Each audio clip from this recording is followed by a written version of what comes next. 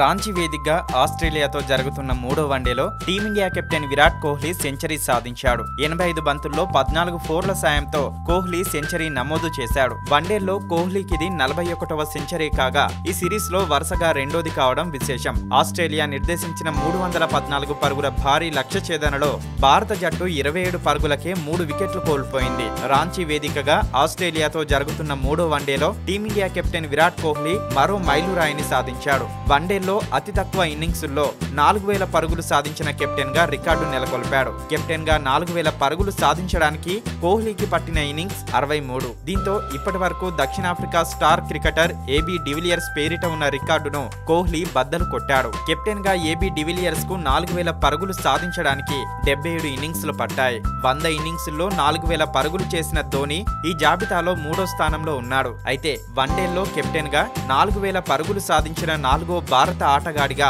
కోహ్లీ నిలిచాడు. రాంచీ వన్డేలో 27 పరుగులు చేయగానే కోహ్లీ 4000 పరుగుల రికార్డును ఖాతాలో వేసుకున్నాడు. ఈ జాబితాలో భారత్ తరపున ధోని, మహ్మద్ అజారుద్దీన్, సౌరవ్ గంగూలీ కెప్టెన్ గా 4000కు పైగా పరుగులు సాధించారు. ఓవరాల్ గా వన్డేల్లో 4000 పరుగులు సాధించిన 12వ కెప్టెన్ కోహ్లీ. విరాట్ కోహ్లీ 2019లో ఇప్పటికే 500 పరుగులను ఖాతాలో వేసుకున్నాడు. ఈ ఏడాది విరాట్ 60% పైగా సగటుతో పరుగులు రాబట్టాడు.